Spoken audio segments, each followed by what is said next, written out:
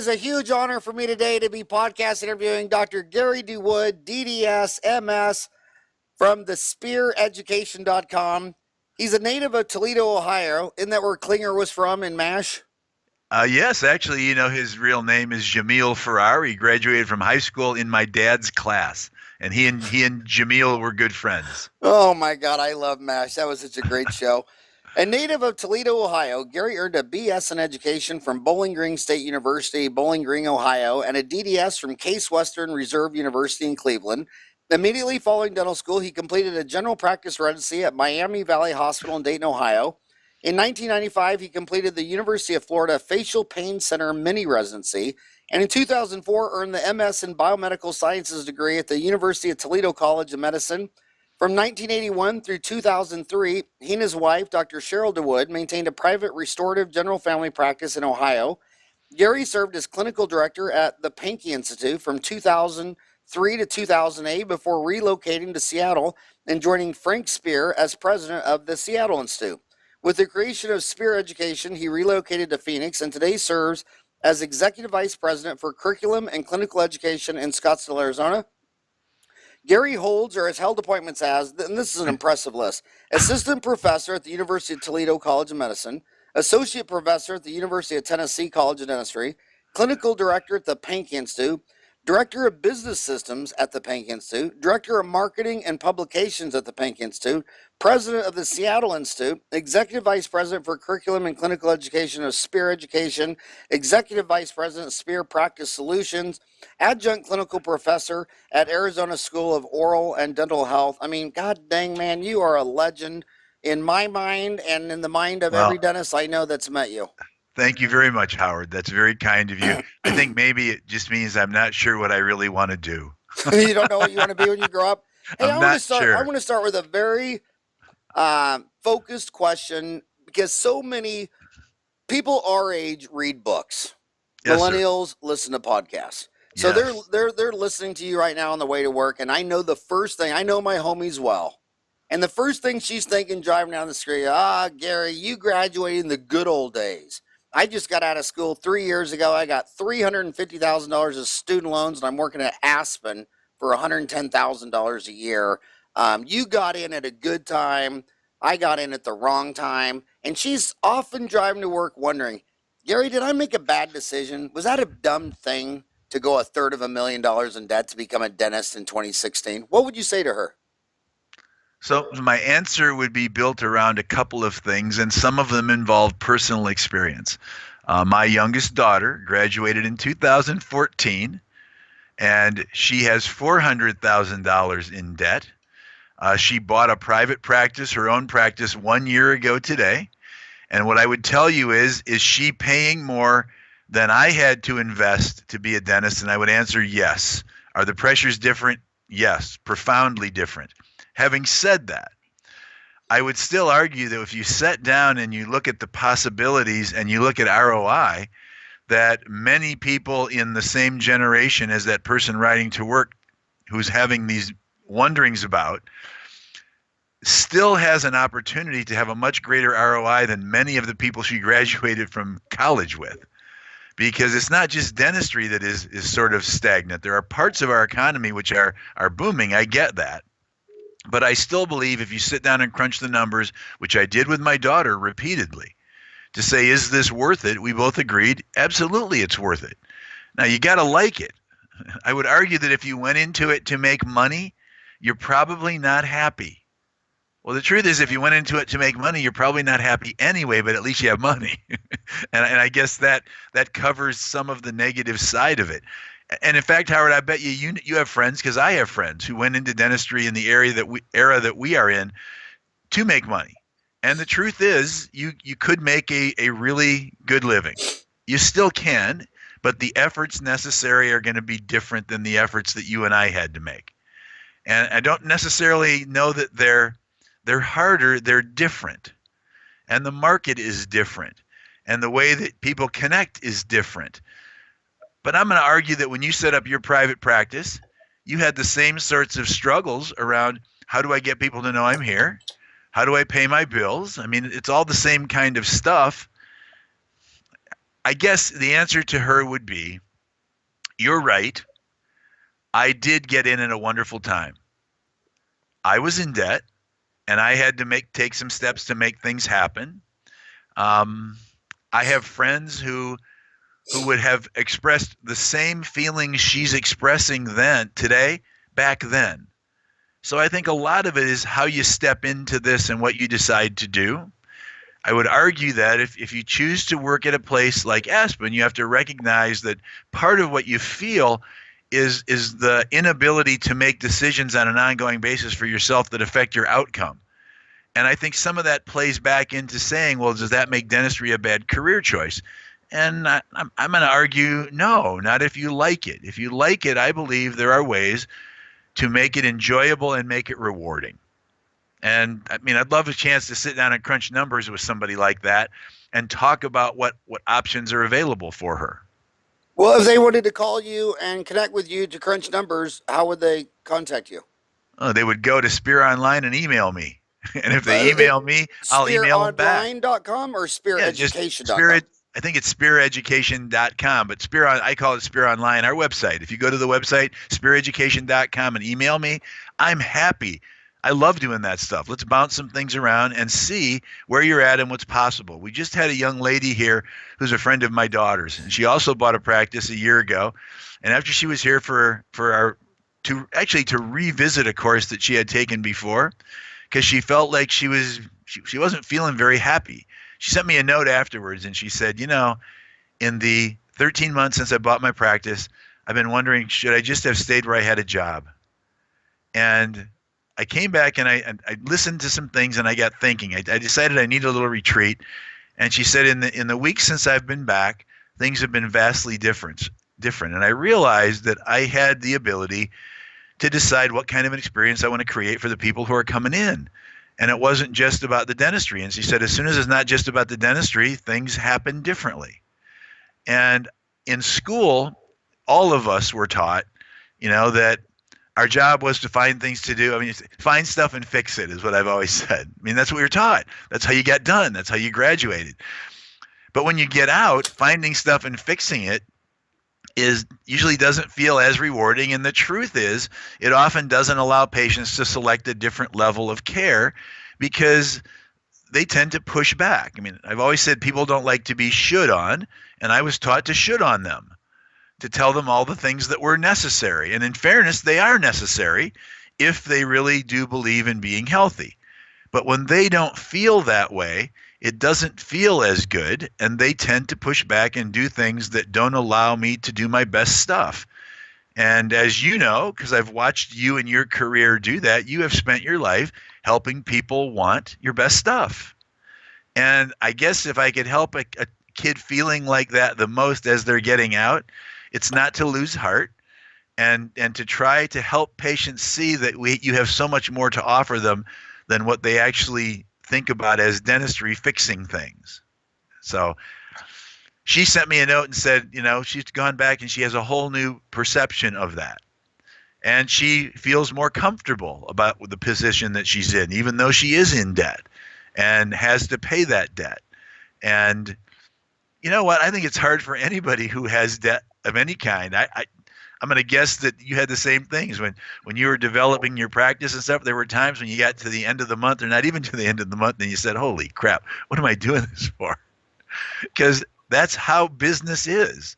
So not sure if I answered your question or not. But. Well, I always go back to that I thought paying off my $87,000 of student loans was the big thing to conquer. I didn't know the big thing to conquer would be my $3.8 million alimony payment. I messed up. Hey, I want to ask you another question. Right. You were the director of business systems at the Pankey Institute. Now you're the executive vice president of Spear Education Practice Solutions. Here's something that's kind of ironic. These dental students know that it's smart to use debt as leverage. They didn't decide to work at McDonald's for 20 years to save up to go to dental school in cash. They said, I'm going to borrow other people's money so that I can become a dentist. Then instead of making $5 an hour, I'll pay it off while I'm making $50 or $100 an hour. But then they stop at $350. They emotionally stop and say, wow, that was too much. Now I'm going to work for $100,000 a year at Heartland Dental Yes. for 15 years and then make my next move. Do Right. you think if you were brave enough to borrow $1/3 of other people's money to become a dentist, that now you've come too far? You've jumped out of the airplane. You have a parachute on your back. It's called other people's money. But now the only way you're really going to pay that off in a short time is to go Yes. another 750,000 and buy a practice. I mean, do you think it's kind of weird to go 1/3 of a million under, but not go all the way to a million under so you can pay it back timely? Or do you think 1/3 of a million under, it's like, yeah, let's take a breather. Let's work at Pacific Dental for 10 years and get that paid off, then make you bust a move? My personal belief is that the more you understand about business, the more you recognize that actually borrowing that 750 additional, if that's what it is actually less of a leap than the first 350. As crazy as that sounds to somebody, because all that's about is cash flow. Business is about cash flow. And if I can create the cash flow to pay off that 750, obviously I'm going to be better able to pay off my 350. Man, that is a big, big pill for somebody coming right out of school to swallow. Big time. And to use your analogy, you jumped out of the airplane and the problem is the ground is coming at you. That's the thing. I would argue that it's probably the best thing to do is to do some time in something that is outside of owning your own practice right out of school. And the only reason I say that is that all of us in school have an expectation of what it'll be like when we get out. And of course, as you know, those expectations are dashed quickly. It doesn't matter where you go, what you do, those expectations will be dashed because the anticipation of something is always different than the realization of it. And in this arena, I think there are a lot of things that you learn right away that would be beneficially learned while you were still on the parachute. You hadn't, jumped further off, if you will. And so, I'll use my own personal experience. When Katie asked her mother and I, what did we think? And my personal thing was, I said, I got to tell you, the best thing I think you can do is find a job. Get out and do stuff. Do some things in a practice. If it's as an associate in a private practice, that's a one-person thing, okay. If it's in a larger group setting, such as Pacific Dental, whatever it is, you're going to learn a ton just about the dental stuff, the procedures that right now you don't know. And it really is kind of a gift, I think, to work for a little less for a while and be able to become comfortable with your observational skills, your interpersonal skills, and your dental skills. So my personal recommendation for somebody coming right out, unless you can go into the practice that you're going to eventually buy, which would be kind of the ideal situation, and be an associate, is to go out and try some stuff. Now, if you want, that you want to forge your own course, and psychologically when we talk about dentists, I will tell you most people who go into dentistry go into it because they want to forge their own course. There's a small group of people who don't, who really just want to enjoy the dentistry. But the majority of people who go into dentistry, one of the reasons they do it is they feel they will have some control over their own future. And if that's the case, I would say you probably don't need to do it for 15 years to learn what you can learn. And the fear of jumping off to that next thing, is a justified fear. I understand that fear. And I guess when I looked at Katie, because after a year, she got talking about the things that she felt were inhibiting her ability to make choices for herself. And I said, well, then it's time. Hey, cool. What's his name or her name? That's Tigger. That's my boy cat. The other two are Mimi and Zelda. I love it. I love it. They get very jealous when I'm staring at a computer screen and not them. We have cats also. We have 3 of them, so I get it. Oh, you're as crazy as I am. Oh, hey, baby. Actually, my wife is as crazy as you are. Okay, I'll take that. Okay. So to finish that, I guess I understand the fear, but I think that the more that you're able to learn about business, what you realize is that if you can look at something and say, the cash flow justifies that loan, it's different than that first loan. It's actually in many respects, in my opinion, it's a Okay. safer loan, if you will. Okay, I got to stop you because you're talking to a Okay. lot of people who don't know what the word cash flow means. So, why does student loan not have cash flow, and why does a loan twice as big for a dental office have cash flow? Well, first of all, thank you for asking, because there's nobody I know to better answer that question than you. Because a lot of this stuff I learned by reading stuff with you before I got back into learning a lot more about it. When you were very young, you knew that that was important. I remember listening to you talk about this. So I'll answer it, and I appreciate that you asked it. Um, the business loan is going to be repaid by funds generated directly by that business on an ongoing basis. You would never take the loan out if you didn't say the income, the revenue generated absolutely justifies it. That was different than the leap you took going to dental school, because you don't know yet exactly what's going to happen. When you go into a business, I can use the history of that business to make a reasonably predictive future forecast of what should happen. And even if I think that some things will change, I mean, as you know, you're going to be conservative in your estimates of expenses, and you're going to be much more expansive in your estimates of income, and you're going to say, does it still make sense? The cash flow happens because it already exists. And I just want to know, can I maintain that and justify the investment? When you borrowed money for dental school, you borrowed it betting on the come, to use a poker term. That means I don't know what I'm going to get yet, but I am willing to take that money and put it out there. And when I did that, it became a personal loan, if you will, which is different than a business loan, in my opinion, because that means I'm investing that in myself. I don't have cash flow to make that happen right now. In other words, I don't have a revenue stream that would make it sensible to do that, but I did it anyway. I don't know. Yeah, that was a great answer. Is I want that to like ask. what you would have said? I want to ask another question that not only do recent dental graduates ask, but dentists that are my age are still asking all the time, and that is, everyone comes out of dental school and has a big laundry list of complaints of things they didn't learn. They say, "Well, I didn't do one Invisalign case. I didn't place an implant. I don't, blah blah blah." And there's so many different directions you can go. You can go into ortho and Invisalign, short term Right. ortho. You can go into CAD CAM, CERAC. You can go into placing implants and sinus lifts and bone grafting. You can go into sleep medicine, obstructive sleep apnea, and a lot of these kids are saying two things. Number one, business supply and demand. What's the real demand out there for this? I mean, and with having $350,000 student loans, I don't want to learn how to make a new product if no one's going to buy it off the shelf. Where Correct. where so if you were a dentist, a 40-year-old dentist in Parsons, Kansas, or you were coming out of school, what new procedures or clinical dentistry do you think there's is the most low hanging fruit, lucrative market where you learn how to make this recipe, people are going to want to order that at your restaurant? Well, a couple of things come to mind immediately. I have done a lot of things with CEREC because I get to be here now. CAD CAM things are the future. I mean, in my belief, that's not just going to become the thing people will buy. It will become the thing that is dentistry, because it makes sense and it works. It will be used for lots and lots of stuff. And so I would argue that while it is a big investment, it has to make sense, that I think that it's going to become the norm.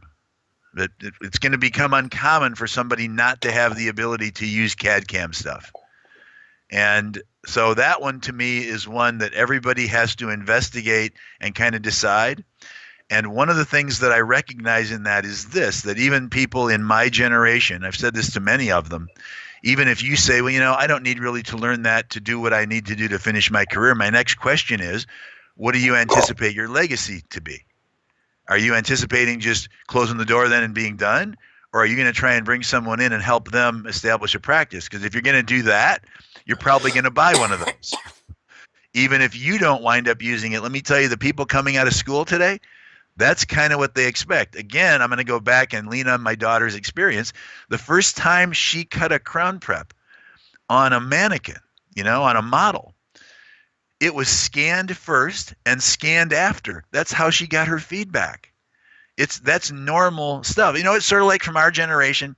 Remember when we got out of school? Could you imagine practicing without a Panorex?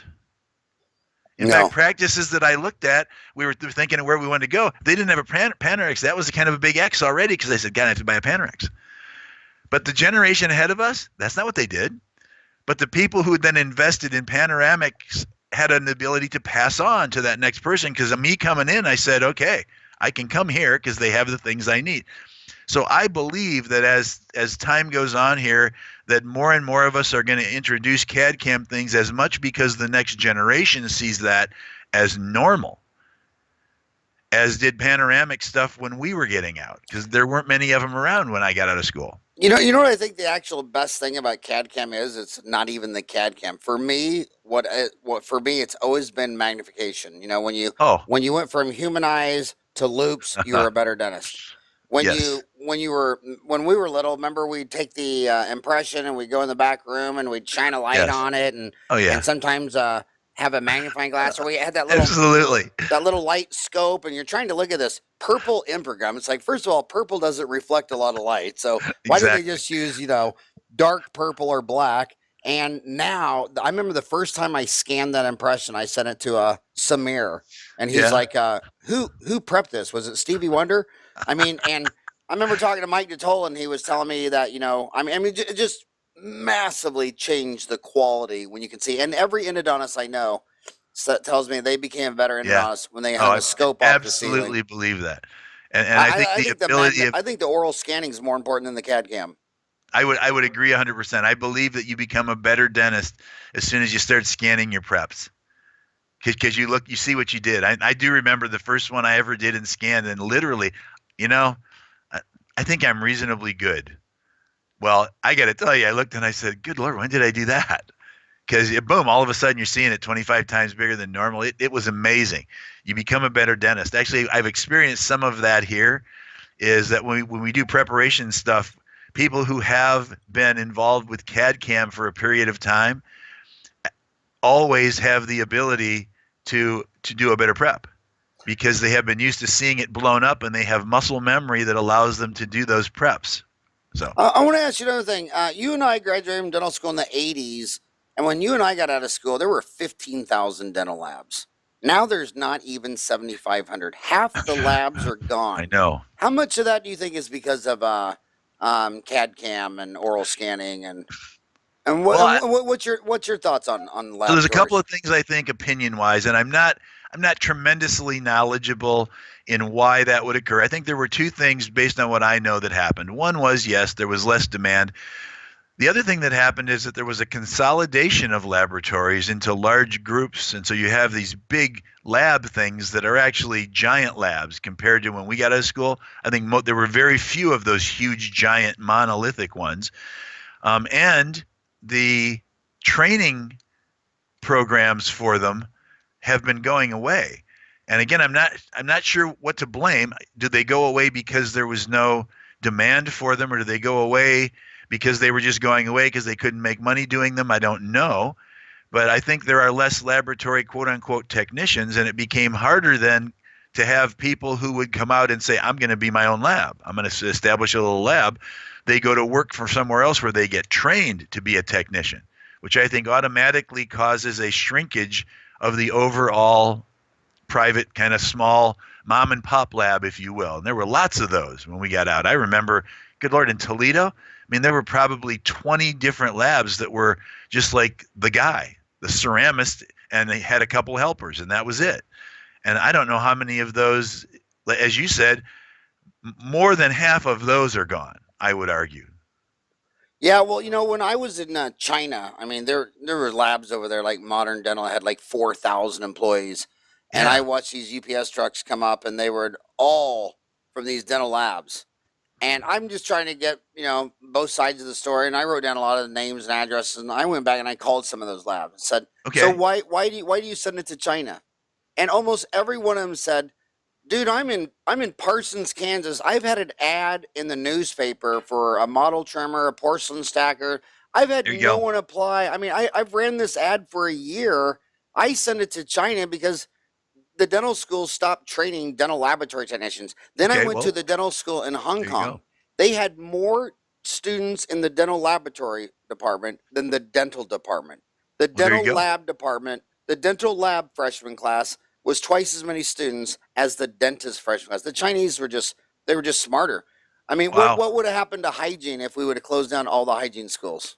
Exactly. We wouldn't have hygienists. I want to ask you another question since you and I graduated in the 80s. When you and I got out of school, we saw the first round of corporate. You're talking about lab consolidation, and a lot of these labs got really big. Like Glidewell does 5% of all the crown and bridge in America. I mean, one out of Wow. every 20 crowns is made by Jim Glidewell. We saw corporate dentistry try to roll up, and we saw Orthodontic Centers of America make it to the New York Stock Exchange. There was a dozen on Right. NASDAQ, and they all imploded and went away. Then there was Yep. nothing for 10 years. Then they're all back. Do you think we're going to see a repeat of the first round? Or do you think they're here to stay? Because I noticed on the second round, not one of them can go public. I mean, Wall Street didn't forget what happened the first time, I and would they were agree. all on the New York Stock Exchange. I mean, if you had a profitable business and it was growing and earnings and profitable, they'd take you public on NASDAQ in an hour. And not and NASDAQ, nobody Right. would touch one of these companies. So what's different this time? I'll make some observations, and again, I was not involved directly in most of that. So just my observations, because I've said to many people that, these kinds of things existed when we got out of school. I mean, they were there. There were people trying to build these things, as you said, and they did implode. And I think it was because in the first round, what they did was try to turn it into a business model that was modeled after what was happening in medicine.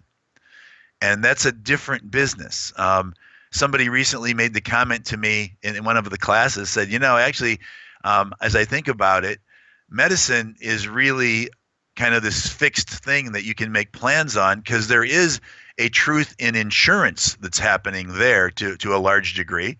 It becomes more about how do we manage what the procedures and things are than convincing people they should have them. Somebody who thinks they want chemotherapy usually knows they need it, is the thing. And I was to figure out how to make that work. Dentistry is essentially retail, isn't it?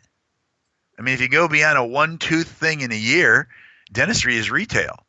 We have to have people who decided they want to make a personal investment in that. And that business model is very different than one that has almost a fixed revenue stream if you can just tap into providing the service appropriately. And I think the things that have happened in the new round of consolidation with large groups in practices is that they have found that a couple of things are important. You want to make sure that somebody in every office is somehow invested in it.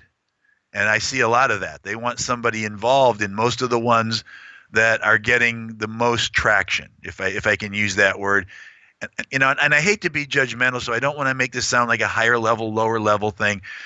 But the market that you're aiming at the end where people only want to deal with emergency care is different than the one where you have ongoing care.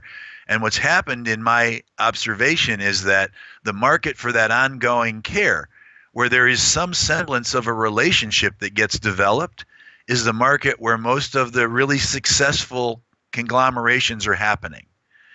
And I think when they're at their best, because we can sit and say all day corporate dentistry is ruining dentistry, and I'm just going to tell you, I've been in practices where it's a corporate practice, where it's a wonderful practice, and the people there are doing great things and taking good care of people.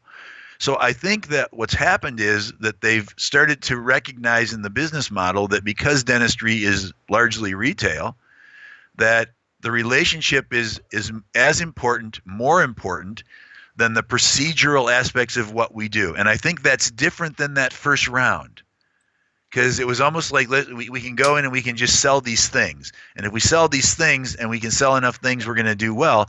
But that's not really how dentistry is best delivered, if I may. And I believe, honestly, that some of these newer groups are finding ways to make it work really well. But I also notice that they insist that somebody at that group, somebody who's there, is invested in it, which is why they have partial owners at everything, at least. And again, I'm not deep enough into this to speak with expertise or experience. I'm just going to tell you that I have seen some really good dentistry coming out of what people would call a corporate office.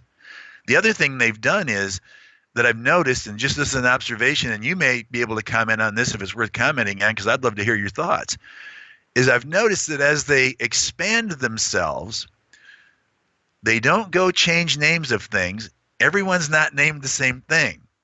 It's this large group of people, and they will say that they are affiliated with or something, but they've also started to create this sense of we are our own place and you can get to know us. Has that been what you've observed? Because You it's mean what I see with Heartland? with Heartland, with Pacific.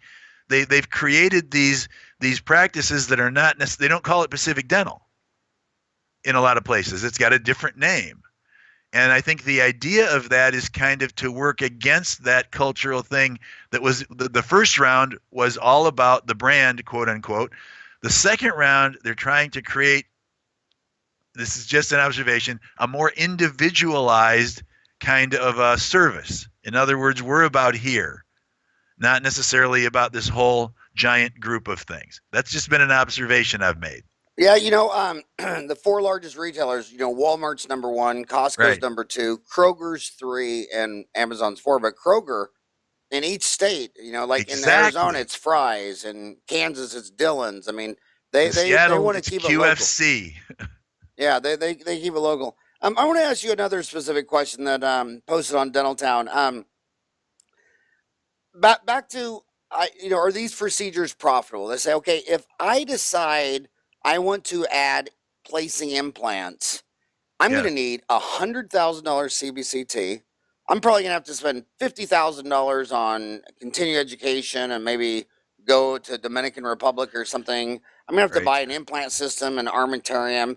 I might be adding another $200,000 of debt before I place one implant versus what if I just had an implantologist come into my office the last Friday of the month and split it with them 50-50, or I could just refer it to a periodontist or oral surgeon. But again, keying in on the fact that you are vice president for Spear Practice Solutions, used to be the business of the Pankey Institute. From an ROI perspective, Yes. is it a good investment to go learn how to place root form implants?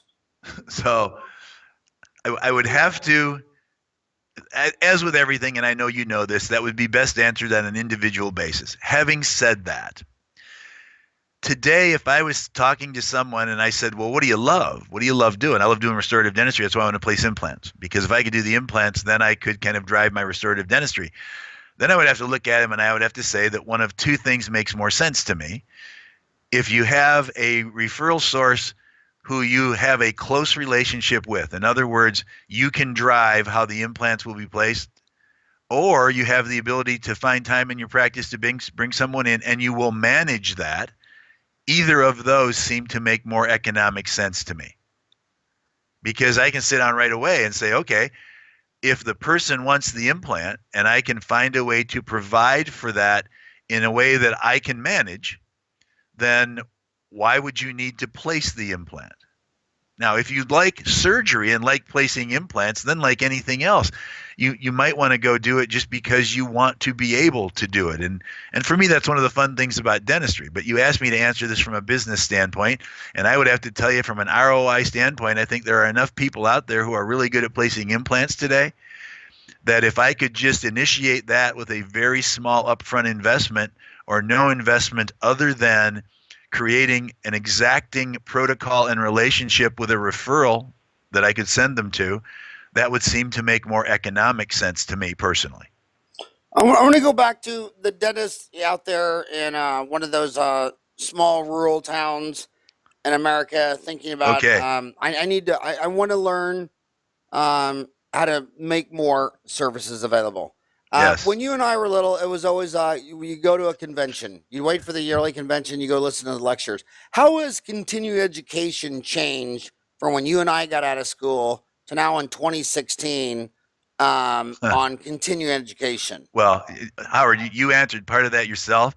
You or I would have read things, articles, whatever. Today, they're going to go and try to listen to something somewhere. This might be one of those things. And then they'll go look up things and they'll Google stuff. So I guess you are reading. But the truth is, I think that the internet has become the source of information. And I'm going to bet that you do the same thing I do. When I want to know something, I just Google it. And that guides me to the source. I still like to read stuff, but I know what my daughter does. My daughter YouTubes something she's interested in, and she finds all kinds of information about it available. And that's just because that's kind of how she grew up, if you will. And as you said, it's how the millennials deal with stuff. I think that CE has changed, and it hasn't changed in this way.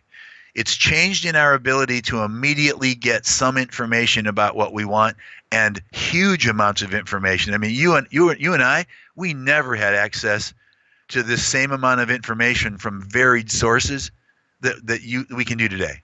Ever. Because if you went to a course and you listened to somebody at a meeting, and listen to somebody and they were good, they're giving you their thing.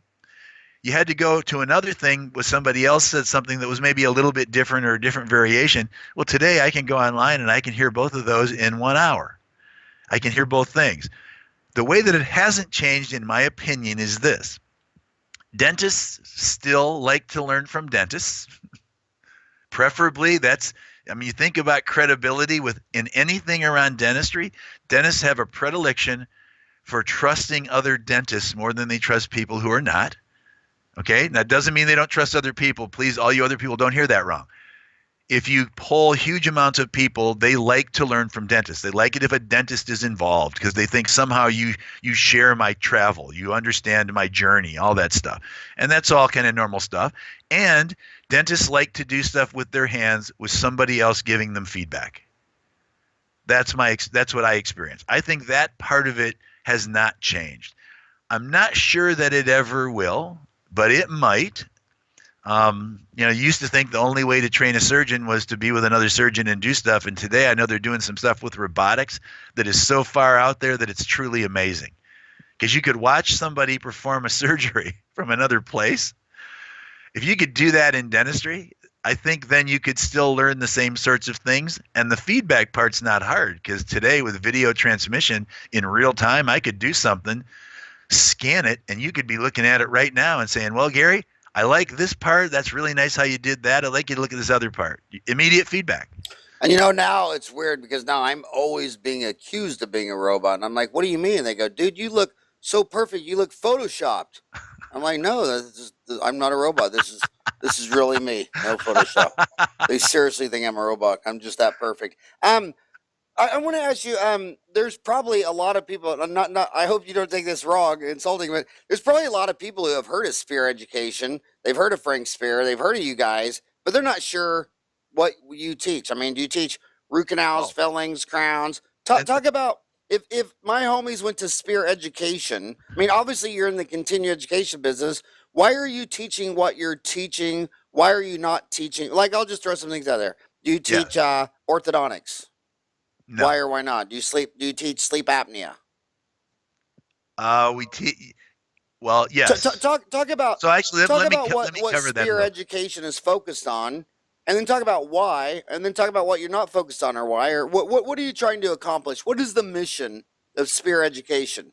Thank you for asking that, because our mission initially, because when Frank kind of founded what he wanted to do to teach, as you might anticipate, it was restoratively driven, because he's a prosthodontist. Now, he was in a dual degree program, so technically he's a prosthodontist periodontist, but he will tell you immediately he never really sought out or wanted to do periodontal things. He's a prosthodontist. So restoratively driven things were what he really enjoyed sharing. So as we built kind of a system of things around that, you can understand why most of what we do here is going to be restoratively driven. In fact, the people involved here, there's prosthodontists, there's a lot of general practitioners who are involved on the faculty, and then there's we have some other people who come in to help us with stuff to see things differently, who are also on the faculty, and those are specialists in other specialties. So for instance, while we don't teach implant placement, we have a seminar that's called the Implant Restorative Interface that is taught by Greg Kinzer, prosthodontist, and Jim Janikiewski, a periodontist. And the point of that is to create interactions. So I would argue that for the things that we don't teach people to do, our primary focus is to help them understand what the specialty can offer them. So I'll use ortho as an example. And actually, starting in February at all of the facially generated treatment plannings courses, which is our first entry level course, if you will, we'll have an orthodontist on the resident faculty who will be here for that course.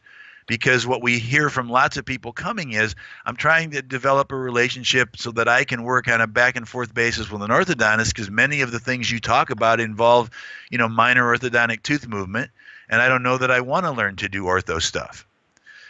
By the same token, some people come and want to go learn those things. We don't teach them. So we would actually encourage them, to go seek those things other places. And mostly our drive has been that. Now, apnea, I'll hit on for a second, because a few years ago, it was obvious that we needed to know more about that. I needed to understand it better. And I have a good friend in Seattle who's actually been treating patients for sleep disorders with mandibular repositioning appliances, or mandibular advancement devices, if you will, for more than 20 years. And so I asked him, if you were going to put something together just to tell people what we should be looking for, what would it look like? And he did that for us. Well, that has morphed, because I never really wanted to make those appliances. So, of course, my interest was help me understand when I should refer. Kevin Quishin, who joined our faculty now 4 years ago, actually was treating a lot of those patients. And so he brought a different sort of an interest. And that course has morphed into one that we used to offer once a year to one we offer 3 now. And it's really about, how do I bring this into my practice if I want to? The diagnostic part is still there, of course, because it has to be. But we followed up with, here are some ways, and here's what's going to happen, and here are the obstacles you will encounter as you now bring that into your practice. So most of the things, as I said, that we have chosen to teach here are going to be restoratively driven. And I think you would agree that today airway issues are a restoratively driven thing, because we have to deal with those. If in fact the lit that is coming around turns out to be well supported, it looks like a lot of things that people do to destroy their teeth might have to do with trying to breathe. So I think it's an important thing for us to add. With ortho, we're not going to teach orthodontics here. That's just not what we do. We're not going to teach implant placement. It's out of our wheelhouse, I guess, is what I think about. So thanks for asking the question, because I love to explain what we do. We're certainly not saying that people who want to learn those things, are learning the wrong things at all. It's just that we know the things that we can comfortably build on, and it has way more to do with building a structure, a network of specialists for the things that you choose to have someone else do with you, so that you are truly interdisciplinary. And that is our strength. And so I hope that we've built things on our strengths while still supporting people who want to go learn more. I had an orthodontist actually, ask me the other day, said, well, part of my problem is I get people involved and they want to learn ortho. And I said, well, then if they're involved with you in a back and forth way, and you really, it's an interdisciplinary thing. I have found that one of the best things you could do is help them understand what is GP ortho, because I bet there's some things they could handle if they love it and want to try to learn to do it. And I know many, many orthodontic relationships where that's true, that a lot of the GP ortho is done in that practice. But a lot of ortho is still coming out because that person looks at things differently. And I think that we have tried, and this has been with Frank's leadership and with Greg's and with the people who have come in and joined us, we've tried to build around building relationships that would allow all sorts of interdisciplinary relationships to develop. And I do believe that is our strength, which is why there's things that we don't teach here. I want to ask you a historical question, wondering, because to me, it seems like we're going backwards. So in 1900, healthcare was 1% of the GDP, and there were no specialties. At the end of the century, the MDs had 58 specialties, the dentists had 9, and healthcare was 14% of the GDP. This year, 2016, healthcare will be 17% of GDP, past $3 trillion for the first time. Wow. But now, so what I don't understand is that for 116 years, everybody became specializing. And what I heard you're saying is that you guys really specialize in a restorative dentist working interdisciplinary. But now I see all these dentists deciding that they're going to go back in time when there were no specialties and they're going to do everything. And I'm just wondering, I mean, it takes so much time to be placing great implants and know everything about bone grafting and sinus lifts. And then they want to add sleep apnea. And then they want to add orthodontics and Invisalign. And they want to do all their endo. It's like, dude, are we going back to 1900? Are they going to, do you believe in the 1900 super dentist? Or do you believe in the year 2000 that the MDs need 58 specialists, the dentists need 9? Because what I'm wondering, well, if all of a sudden you're going to learn everything there is to know about, say, placing implants, aren't you going to have to give up something? I mean, so my question more succinctly, are we going back to 1900, no specialists, and every dentist does everything and is a super dentist? And is that the formula that you see? When you see a successful dentist collecting $1 million, taking home 200, 250, are they a super dentist that does everything? Or are they more a restorative dentist and working with a bunch of interdisciplinary specialists? So my personal experience is obviously because of what we stress, both when I was the clinical director at the Pankey Institute and when I joined Frank, the things that he stressed, and those were very similar things, is going to be around the latter. And I can tell you that it can be very successful if you pick the things that you really like to get good at. To answer the first part of the question, I'm going to make a case for there needing to be some super dentists, if you will, who have to be good enough at everything to be able to serve their patient population. And it came up early, the patient who's the dentist in the middle of nowhere. And that model served very well, as you said, for many years. A couple of things have come along that I think will change that, and it'll change it more. I don't think that you can, as you said, and I'm agreeing with you, invest the time that is necessary to become really good at all of the things there are to do today. Impossible. I just don't think it's possible. It's impossible. Okay, good. I agree with you 100%. I was trying to push it back a little and say maybe there's somebody out there who could do that. I just can't imagine who that person would be, because what I observe is that the pace of change, even in just, well, let's use what you and I do. We're restorative dentists. When we got done, when I was in school, there was adaptic and concise. Those were the composites we had. Over the next few years, this explosion started to happen, both in materials and techniques. That explosion has not abated. There is so much change happening on an ongoing basis. To keep up with it is almost impossible. Bob Winter, one of the dentists that I have really the privilege and the pleasure of working with. Bob is a wonderful guy. He's a prosthodontist originally from Wisconsin. Anybody who's been out and looked at materials or taken courses on materials or read stuff about materials and about pros in general probably knows who Bob is. He's a great guy. His wife just completed a PhD, and what she looked at was postgraduate education and information available in the professions. And she honed in on dentistry, but she told me this one topic. She said that if you looked at just all of dentistry, so not just a specialty thing, but all of dentistry, if you wanted to keep up with what was current, you'd have to be reading about 10 journal articles an hour to be able to stay abreast of all that stuff. So let's hone it down. Let's say that I really like doing restorative dentistry. I need to invest some time in keeping current with that. I'm never doing just that if I'm a GP. There's other stuff that goes on that I like doing.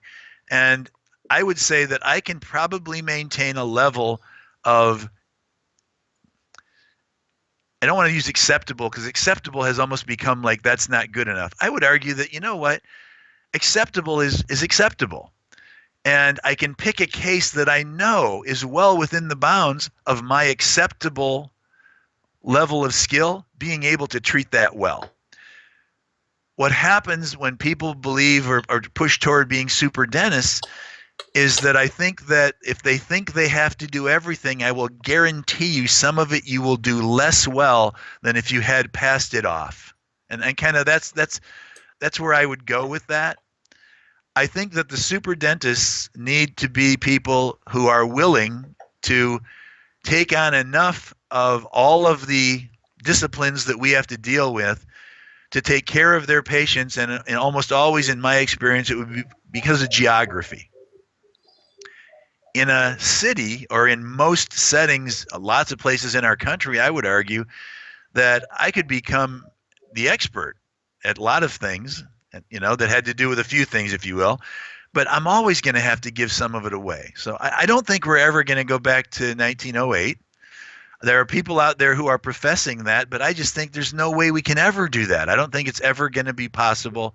And most people out there are going to recognize that as they try to take that on, because it becomes impossible to do it. You got to do enough of it on an ongoing basis to have the skill get better and better as techniques and materials become And go at a higher level. And you know what's the neatest thing about Bob Winter from Wisconsin Yeah. is those dentists in Green Bay, they could build a roof over their dental office, but they don't have a roof, and they do the greatest dentistry while it's snowing in the operatory. I love it. And gosh, Oh, you need to bring them all to Arizona and show them what a retractable roof looks like. There you go. I like that. Yeah. So I just think it's insane to try to be a jack of all trades and a master of nothing if you have specialists in your area. I mean the time commitment. Like, say, you'd have to read 10 journal articles an hour. It's and crazy. they're just always, they're just go. But I would tell you that, is this do you get this intuition too, or do you think it's not true? It seems like whenever I meet a dentist and he's happy and he's healthy and he's making bank, they don't do ortho. They don't place implants. They don't do sinus lifts. They don't do any of that stuff. They're checking 2 hygienists every hour. They got 2 operatories in an emergency room, and they do fillings and crowns, and that's pretty much what they do. Is that not the way you see it, or do you see it differently? Well, I'll argue with you only in this respect. They might do one or a couple of those other things if it was part of what they decided to be excellent at, and they invested the time to make it become routine for them, both to get better and to do it.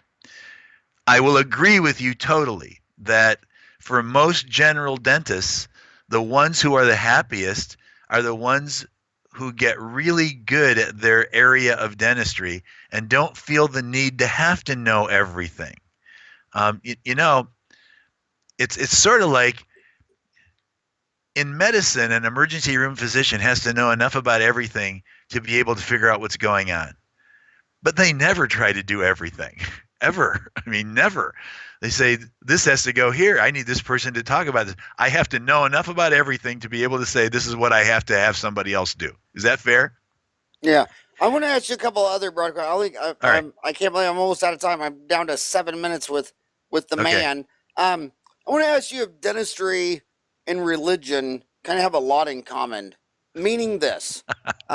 Since they're a dentist, they refuse, they worship the god enamel. So they're missing a first molar. So they refuse. It's a violation of their 10 commandments to remove the enamel and do a 3-unit bridge. But they have no qualms of drilling a hole in the sinus and sticking cow bone, titanium, hormones, all this stuff like that.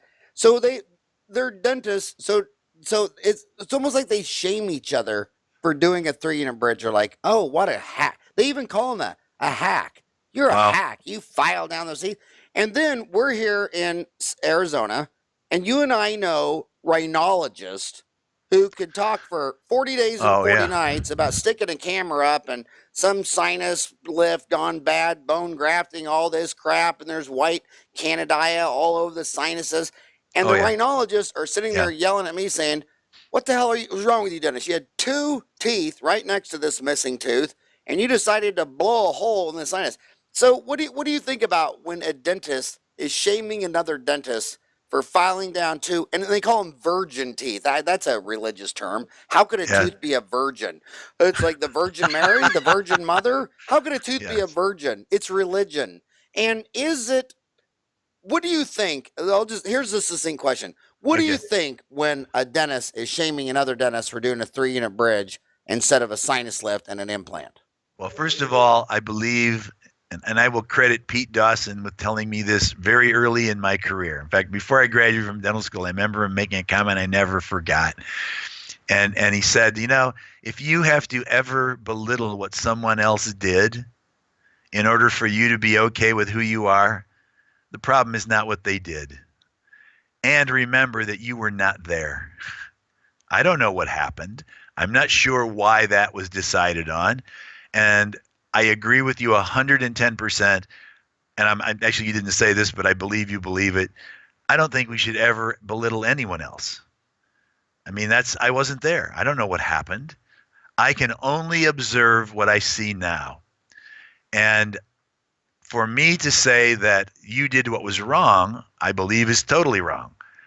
You did what was the best thing you knew how to do in that situation, and or the best thing the patient chose for you to do for them or with them. Now, I would argue this.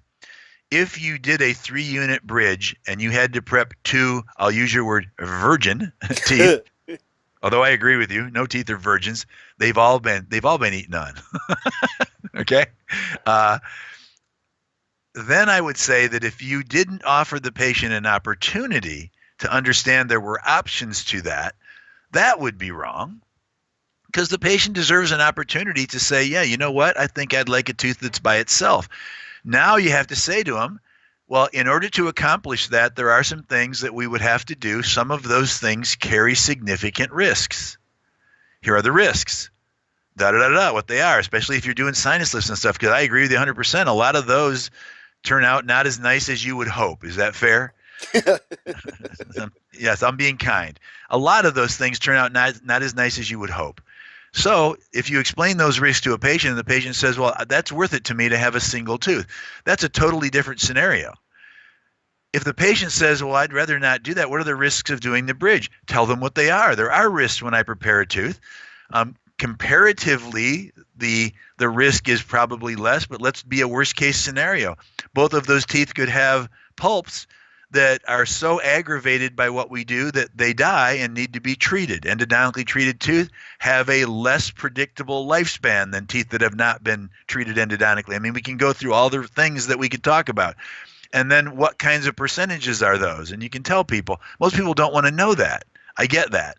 But as a professional, we know those things. And I would argue that it's not an insane decision either way. But if I belittled you because I had patients show up to my practice and they saw you and they had a 3-unit bridge and I said, what kind of an idiot is Howard?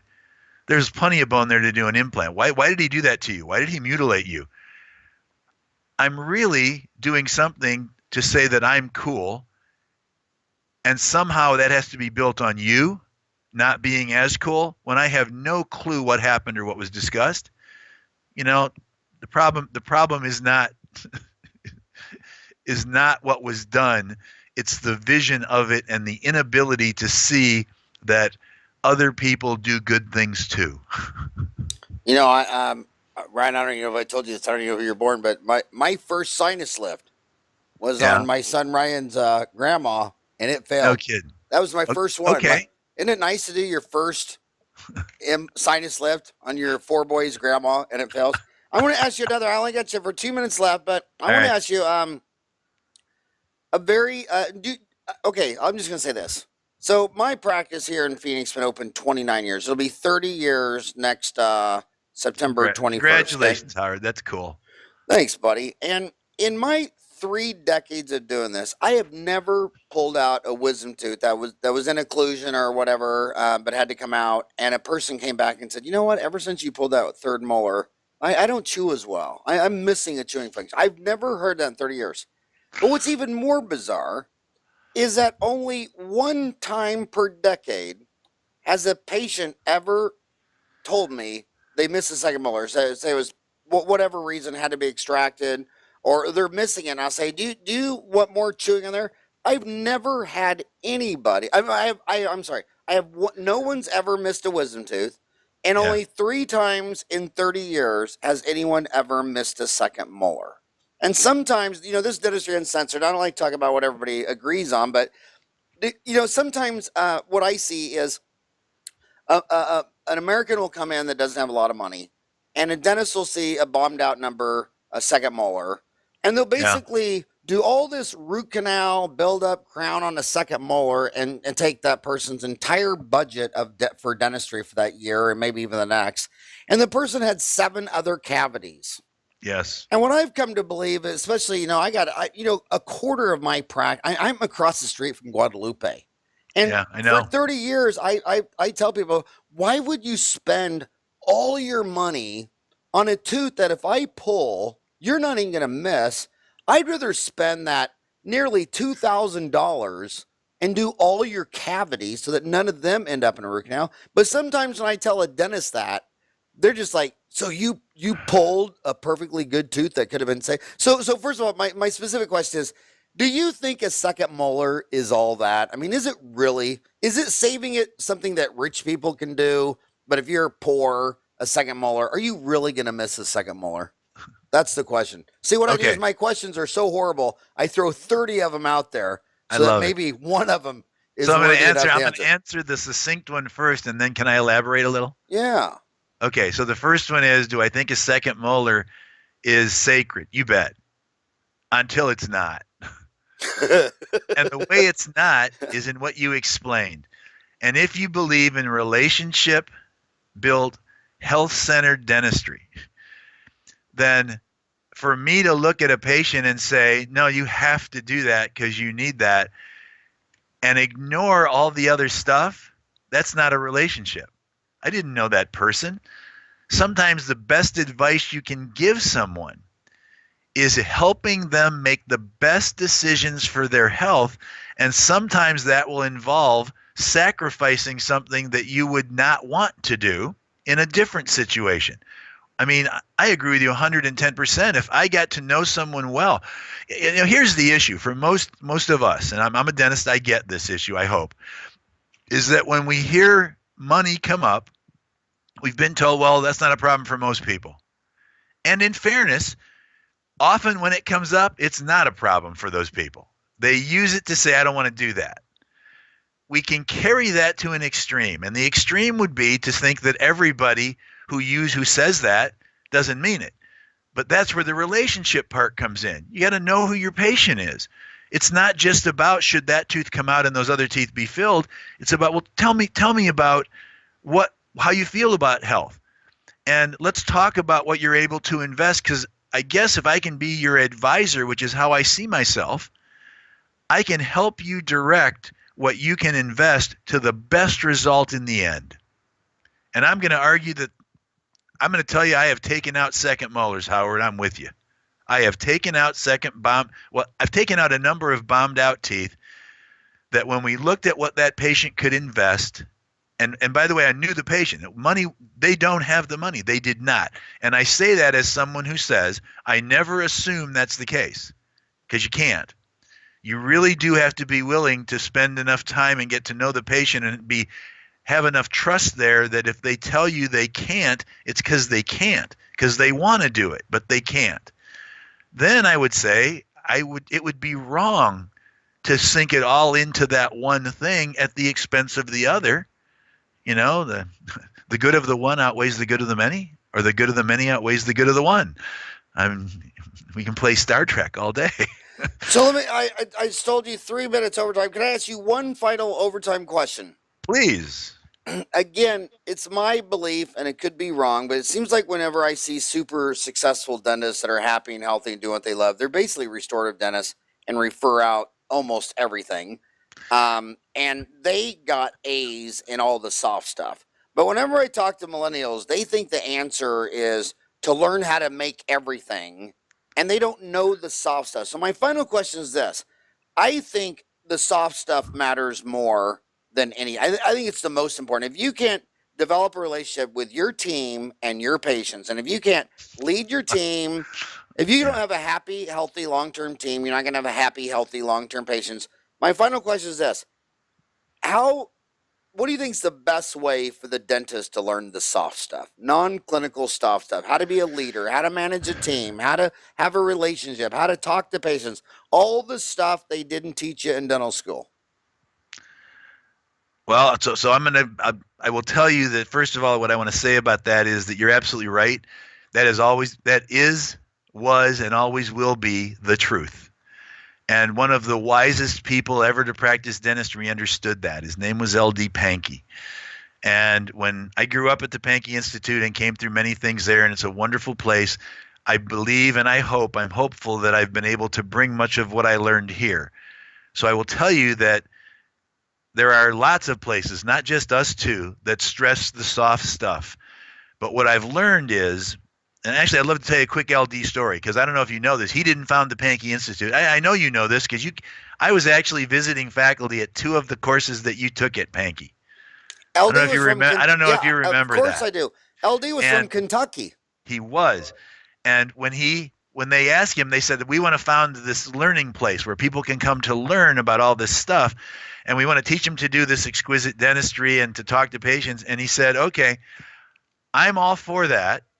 But if you found it and you want my name on it, at least 50% of everything you do, everything has to be behavioral, or I don't want my name on it. Because that is the part that dentists need to know, but it's the part they don't know they need to know. We all seek technical excellence in things as if that will drive patients wanting it. And as you learned and as I learned as we got older, and there's some gray hair involved in this, it doesn't matter how technically excellent you are, it doesn't make patients want it more. It has to be about them. And the soft stuff is the ability to hear what the patient truly wants and then be able to lead them to an experience that says, well, yeah, I'd be willing to do that, to have that, right? I think there are lots of places you can learn that. There are lots of great consultants and advisors out there who stress those things and do them well. I'm proud to say that I hope that here we try to build much of that into what we do, because it has to be part of what we do if we want to have dentists be happy and successful. I absolutely believe that. I agree with you, Howard. So what's your intro starter course at Spear Education that would emphasize the soft stuff? Well, facially generated treatment planning. That's what you'd recommend to start? It's a great place to start. And is that a 3-day weekend, 2-day weekend? How long is that? It's a 3-day course. And we start them on Fridays, and it goes Saturday, Sunday, and we start one on Saturday, goes Saturday, Sunday, Monday. We do that on the same weekends. We do about 15 of them a year. And if you have questions about that, if people do, they can email me. I'd be happy to. What's your email? It is gdewood@speareducation.com. And is this the soft stuff in talking to the patient, or is it the soft stuff also in talking to the team and leading the team? Yes. Both? Yes, because communication doesn't end with one person you're involved with. The team has to share the vision. This team has to be able to give a uniform message. If they don't give a uniform message, then people are confused. You know, it's funny because when I went to Creighton University, I thought if you got A's in calculus, biology, chemistry, and physics, that would be the keys to the universe. And after I learned all of those things, I realized that was pretty much useless. And what you learned in the sandbox in kindergarten of how to get along and work well with other people is the price of success. You got to know the people business. Hey, it's an honor. Thank you for going 8 minutes overtime with me. It's just a huge honor. It is always a pleasure to be with you. It's been an honor actually to be able to spend time with you over the years. I have always enjoyed it, and you are truly one of those people who has changed dentistry, and I congratulate you and admire you for that. If you just listen to his podcast, if you ever get a chance and you're out there listening to this, you need to go and meet him sometime. Go somewhere he's speaking. First of all, you'll laugh your hind end off. I promise you that. But you'll learn a lot of good stuff. He's a wonderful man. Howard, thanks for doing everything you do, and thanks for having me. I appreciate it. All right, and tell your lovely wife I said hello. I will do that. Thanks, Howard. Have a great day.